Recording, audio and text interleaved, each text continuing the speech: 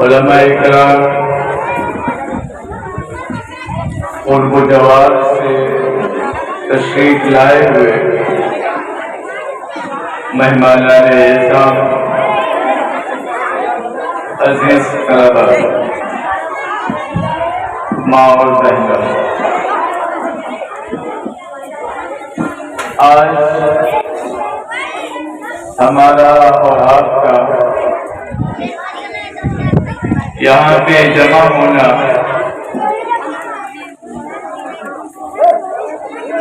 یوم آزادی کے تحت ہے۔ آج ہی کے دن 15 اگست 27 رمضان المبارک سن 47 میں ہمارا یہ ملک آزاد ہوا تھا۔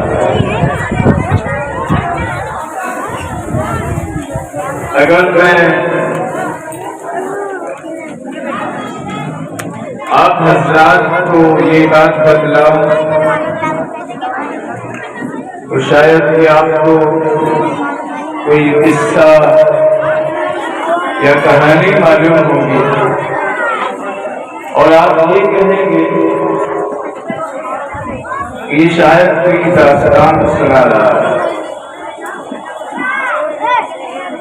یہی وہ ملک ہے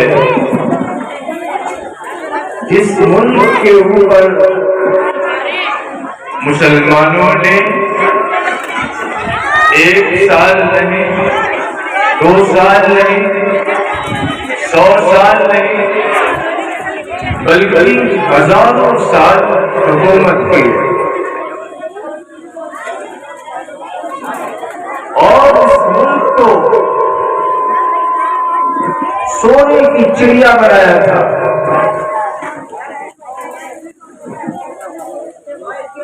لیکن بدقسمتی سے تن کا گھوڑا من کا کالا انگریز اس ملک میں تجارت کا قافلہ لے کر داخل ہوتا ہے اور وہ اس ملک کو، ملک کے باشندوں کو اپنا غلام بنا لیتا ہے۔ مسلم حکمرانوں نے ان سے مقابلہ کیا، لیکن بدقسمتی یہ تھی کہ ہمارے ہی درمیان میں کچھ غدار پیدا ہوئے جن کی وجہ سے انہیں شکست حاصل ہوئی۔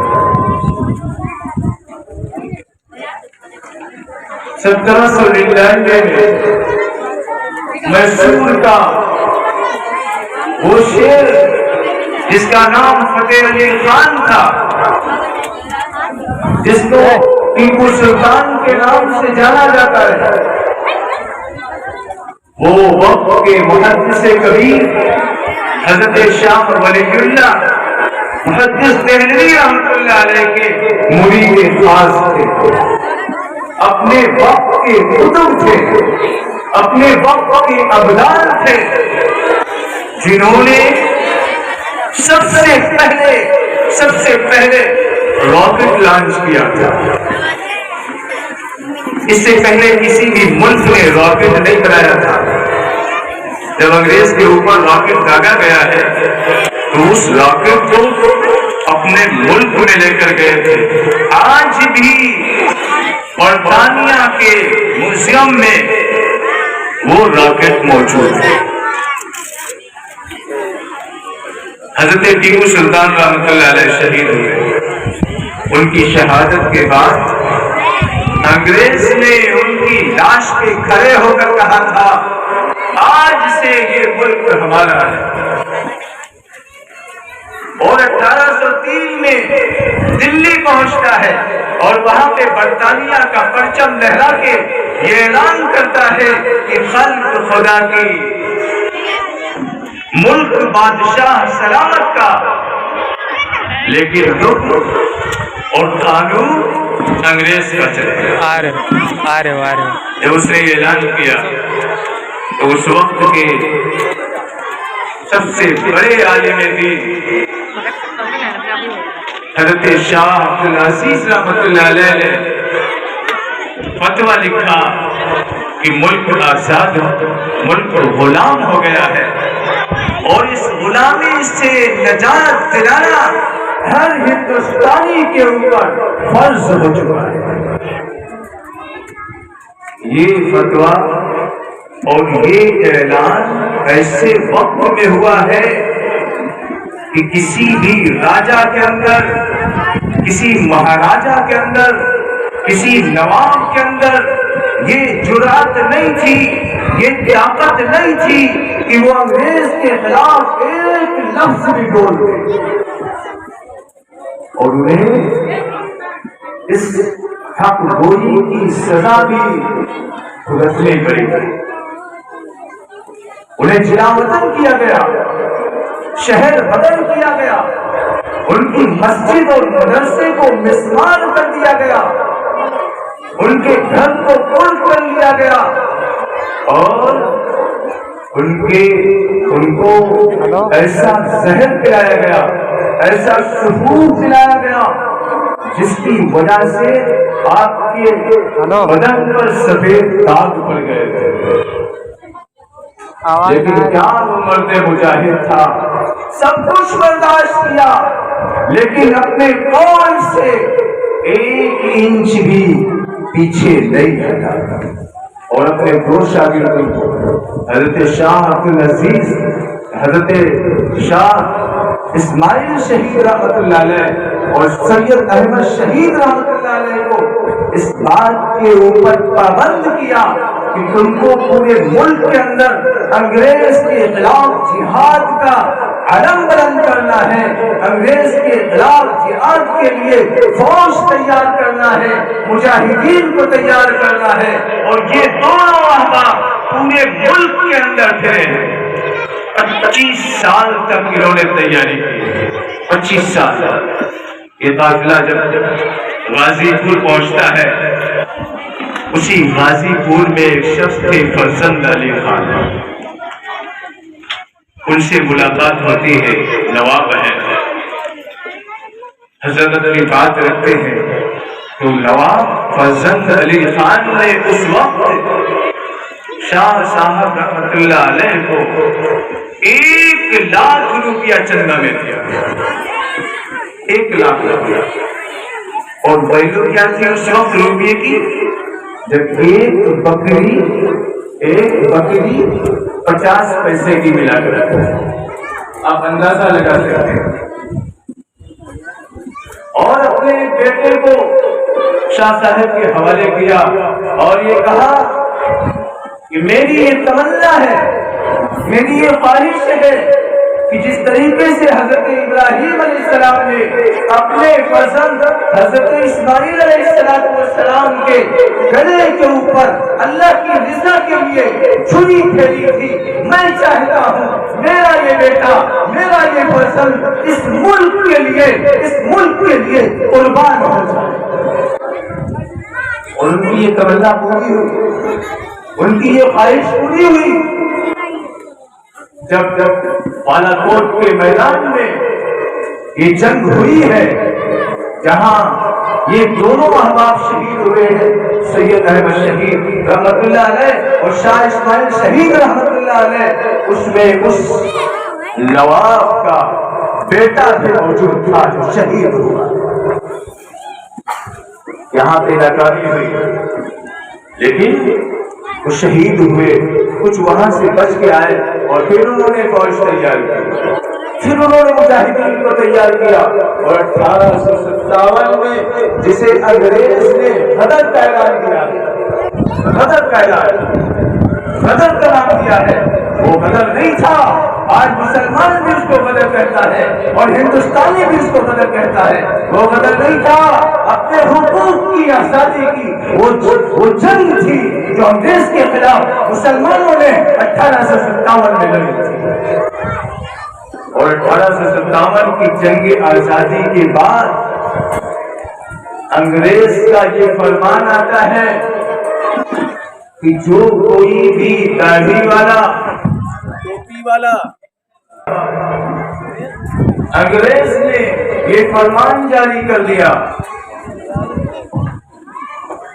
کہ جو کوئی بھی داڑھی والا، ٹوپی والا، لمبے کرتے والا ملے، بغیر کسی جرح کے اس کو قتل کر دیا جائے، اس کو سولی پہ لٹکا دیا جائے، توپ کے دہانے سے اڑا دیا جائے۔ 1857 کے بعد جو بھی ملا، جس کے چہرے سے، جس کے لباس سے یہ ثابت ہو رہا تھا کہ یہ مسلمان ہے یا یہ علماء ہو سکتا ہے، یہ حافظ ہو سکتا ہے، اس کو قتل کر دیا گیا، سولیوں پہ لٹکا دیا گیا۔ ابھی ہمارے مدرسے کے طلبا نے آپ کو مکمل تفصیل کے ساتھ پوری تاریخ سنائی ہے، میں اس پہ نہیں جانا چاہتا ہوں۔ 1857 کی آزادی کے بعد مولانا رشید احمد گنگوئی رحمۃ اللہ علیہ اور ان کے رفقا کو بھی گرفتار کیا گیا، لیکن اللہ کی مشیت ہے حضرت چھوٹ گئے، اور یہ لوگ 1857 کے بعد روپوش ہو گئے، چھپ گئے، تاکہ اگلے محاذ کی تیاری کی جا سکے۔ اور جب ملکہ برطانیہ کی طرف سے عام معافی کا اعلان ہوا، یہ لوگ باہر نکلے تو نظارہ کیا دیکھتے ہیں؟ نظارہ یہ دیکھتے ہیں کہ انگریز گلی گلی کوچوں کوچوں میں ٹہل رہا ہے۔ وہ بات جو انگریز کی نفرت میں اور انگریز سے ڈرتے ہوئے اس ملک کی آزادی کے لیے جس نے اپنی گردن کٹوائی تھی، اس کا بیٹا یتیم ہے، ماں بیوہ ہے، بچے یتیم ہے، کھانے کو کچھ نہیں ہے، بچے بھیک مانگ رہے ہیں۔ انگریز جاتا ہے اور کہتا ہے بچہ ہمیں دو، ہم اس کو مفت کھلائیں گے، ہم اس کو مفت کھلائیں گے، مفت کپڑا پہنائیں گے، مفت تعلیم دیں گے، اور اس کو پڑھا لکھا کر انگریز کی فوج کا ملازم بنائے۔ ماں کہتی ہے میں تو مر رہی ہوں، بیٹا کیوں مرے؟ کم سے کم اس کی ہی جان بچی، وہ انگریز کے حوالے کر دیتی ہے۔ اسی لیے جب ہمارے اکابرین نے یہ دیکھا کہ یہ تو ہمارے بچوں کو اپنا غلام بنانا چاہتے ہیں، تو انہوں نے بھی اعلان کر دیا، اور اعلان کیا کیا؟ بچہ ہمیں دو، ہم اس کو مفت کھلائیں گے، مفت کپڑا دیں گے، مفت تعلیم دیں گے۔ اس کا باپ انگریز کا دشمن تھا، اس کا باپ مجاہدین آزادی تھا، اس بچے کو ہم مجاہدین آزادی بنا کر ملک کی خدمت کے لیے پیش کریں گے۔ انگریز کہتا تھا بچہ ہمیں دو، اس کو مفت کھلائیں گے، مفت پلائیں گے، مفت پڑھائیں گے۔ وہ تو ٹھیک تھا، وہ تو ٹھیک تھا، اس کی حکومت میں کبھی سورج غروب نہیں ہوتا تھا، یہ تو گویا نشین تھے، ان کے پاس تو کچھ نہیں تھا، یہ کیسے بچوں کو کھلائیں گے، مفت کھلائیں گے، مفت پلائیں گے؟ انہوں نے اپنی پوری قوم کو اس پہ لگا دیا اور اعلان کیا کہ اگر یہ دارالعلوم زندہ ہے، تمہاری نسلیں زندہ ہیں، تم زندہ ہو، یہ مدرسہ مر گیا، تمہاری نسلیں بھی ختم ہو جائیں گی، تمہارا وجود بھی ختم ہو جائے گا۔ 1866 میں دارالعلوم کی جو بنیاد رکھی گئی وہ اسی نسبت سے رکھی گئی۔ دارالعلوم ایک تحریک کا نام ہے، وہی دارالعلوم ہے جس کے سپوتوں نے اپنی ساری زندگی اس ملک کی آزادی کے لیے قربان کر دی۔ وہی دارالعلوم کا پہلا شاگرد شیخ الہند مولانا محمود الحسن دیوبندی رحمۃ اللہ علیہ، جنہوں نے ریشمی رومال کی تحریک چلائی، وہی محمود الحسن دیوبندی جس نے افغانستان کے اندر جا کر ایک جلا وطن حکومت قائم کی تاکہ وہاں سے مجاہدین کا دستہ لا کر ہندوستان کو آزاد کرایا جائے، اور حضرت رحمۃ اللہ علیہ کو گرفتار کیا گیا،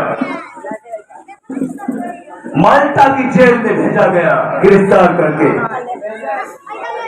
3 سال تک حضرت مالٹا کی جیل میں قید و بند کی صعوبتیں برداشت کرتے رہے۔ جب کوئی جرم ثابت نہیں ہو سکا تو انگریز کو شیخ الہند رحمۃ اللہ علیہ کو آزاد کرنا پڑا، اور جب آزاد ہو کر آئے ہیں اور آپ کا جہاز ممبئی کی بندرگاہ پر رکا ہے تو حضرت کے استقبال کے لیے ایک جمع غفیر وہاں پہ کھڑا ہوا تھا، جس میں ہندو بھی تھے، جس میں مسلمان بھی تھے، جس میں سکھ بھی تھے، کہ ملک کا ایک سپور ملک کی آزادی کے لیے جس نے اپنی ساری زندگی وقف کر دی ہے وہ آ رہا ہے۔ حضرت رحمۃ اللہ علیہ جب اپنی قیامگاہ پر گئے تو حضرت نے فرمایا کہ مالٹا کی جیل میں میں نے غور کیا ہے، 150 سال سے ہم جنگ لڑ رہے ہیں، ہم نے کتنے ہی علماء کو قربان کر دیا، ہم نے اپنی جان و مال کو قربان کیا، لیکن ہم کامیاب نہیں ہو رہے ہیں۔ ہم نے غور کیا ہے کہ ہم ناکام کیوں ہو رہے ہیں، تو وجہ اس کی یہ نکلی ہے کہ انگریز مذہب کے نام پر، مذہب کے نام پر، مسلک کے نام پر ہم ہندوستانیوں کو آپس میں لڑاتا ہے اور اپنی حکومت چلاتا ہے۔ اس لیے ہم نے فیصلہ کیا ہے اب ہم تنہا جنگ نہیں لڑیں گے، ہم اپنے ساتھ میں ہندوؤں کو لیں گے، مسلمانوں کو لیں گے، سکھوں کو لیں گے، عیسائیوں کو لیں گے، اور جب ہم سب مل کر ایک سیسا پلائی ہوئی دیوار بن کر انگریز کے سامنے کھڑے ہوں گے تو انگریز کا منہ کالا ہوگا، وہ اس ملک سے اپنا بوریا بستر۔ حضرت نے اس میں ایک نام تجویز کیا، مسلمانوں یہ تمہاری تاریخ ہے، تمہیں بتلایا گیا ہے اس ملک کو آزاد کرانے والے گاندھی جی ہیں، اس ملک کو آزاد کرانے والے جواہر لال نہرو ہیں، آؤ یہ موقع ہے جب گاندھی جی کو شیخ الہند رحمۃ اللہ علیہ نے بلایا ہے اور کہا ہے کہ میں آج سے تم کو اپنا لیڈر تسلیم کرتا ہوں، تم آج سے ہمارے لیڈر ہو، تمہاری قیادت میں اب ہم اس ملک کی جنگ لڑیں گے۔ گاندھی جی نے کہا تھا کہ حضرت ہمارے پاس اتنا پیسہ نہیں ہے کہ ہم پورے ملک کا دورہ کریں، ملک کے اندر انگریزوں کے خلاف ماحول پیدا کریں، ہمارے پاس اتنی وسعت نہیں ہے، اتنا پیسہ نہیں ہے۔ تو حضرت رحمۃ اللہ علیہ نے فرمایا تھا تمہارا پورا خرچ جمعیت علماء ہند برداشت کرے گی، اور جمعیت کے پلیٹ فارم سے تم کو پورے ملک میں گھمایا جائے گا۔ چنانچہ جمعیت کے پلیٹ فارم سے جب ہندو، مسلمان، سکھ سب آپس میں مل کر اس ملک کی آزادی کے لیے کھڑے ہوئے ہیں اور ایک سیسا پلائی ہوئی دیوار بن کر انگریز کے سامنے کھڑے ہوئے ہیں، انگریز اس ملک کو چھوڑ کر بھاگ گیا، وہ تو چلا گیا۔ بڑی ہوشیار قوم تھی، وہ جانتی تھی کہ اگر یہ ہندوستانی اسی طرح مل جل کر میل و محبت سے رہتے رہے تو دنیا کی کوئی طاقت ان کا مقابلہ نہیں کر سکتی ہے۔ اس لیے جاتے ہوئے انہوں نے اپنے کچھ چیلے اس ملک کے اندر چھوڑے تھے کہ تمہارا کام یہ ہے کہ تم کو ہندو مسلمان کے درمیان ایک نفرت کی دیوار کھڑی کرنا ہے تاکہ یہ آپس میں ہمیشہ لڑتے رہیں اور کمزور ہوتے رہیں۔ وہ آج اپنے مقصد میں کامیاب ہو چکے ہیں۔ آج ہمارا ملک مذہب کے نام پر خانہ جنگی کا شکار ہے۔ آج ہمارا ملک پسماندگی کی طرف بڑھ رہا ہے، اور جب تک اس ملک سے نفرت کا خاتمہ نہیں ہوگا اور نفرت پھیلانے والوں کے اوپر لگام نہیں کسی جائے گی، یہ ملک کبھی بھی آباد نہیں ہو سکتا، یہ ملک کبھی بھی ترقی پذیر نہیں ہو سکتا ہے۔ اس لیے ہم مطالبہ کرتے ہیں حکومت سے، وہ افراد جو اس ملک کے اندر نفرت کی آگ لگاتے ہیں ان کے اوپر شکنجہ کسا جائے تاکہ ہمارا ملک سپر پاور بن سکے، ہمارا ملک سپر پاور بن سکے۔ اور ہم یہاں پہ عہد کرتے ہیں، ہمارا یہ ملک ہے، ہمارے اکابرین نے، ہمارے بزرگوں نے اپنی جانوں کو قربان کر کے اپنے خون سے اس ملک کو سینچا ہے۔ خدا کی قسم، ملک کے جس چپے کی آپ مٹی اٹھائیں گے اور اس کو سول کے دیکھیں گے، وہاں پہ ہمارے بزرگوں کے خون کی بو آپ کو محسوس ہوگی۔ ہم اس ملک کو برباد ہونے نہیں دیں گے۔ ہم نے اس ملک کے لیے انگریزوں سے لڑا تھا۔ اگر کوئی طاقت اس ملک کے امن و امان کو نقصان پہنچائے گی، ملک کے اقتصادیات کو نقصان پہنچائے گی، ملک کو اگر برباد کرنے کی اور توڑنے کی کوشش کی تو ہم نے جس طریقے سے ان کے خلاف جنگ لڑی تھی، آج بھی ہمارے اندر وہی جگر ہے، وہی خون ہے، ہم آج بھی لڑیں۔ سب آپس میں مل کر اس ملک کی آزادی کے لیے کھڑے ہوئے ہیں اور ایک شیشہ پلائی ہوئی دیوار بن کر انگریز کے سامنے کھڑے ہوئے ہیں۔ انگریز اس ملک کو چھوڑ کر بھاگ گیا، وہ تو چلا گیا۔ بڑی ہوشیار قوم تھی، وہ جانتی تھی کہ اگر یہ ہندوستانی اسی طرح مل جل کر میل و محبت سے رہتے رہے تو دنیا کی کوئی طاقت ان کا مقابلہ نہیں کر سکتی ہے۔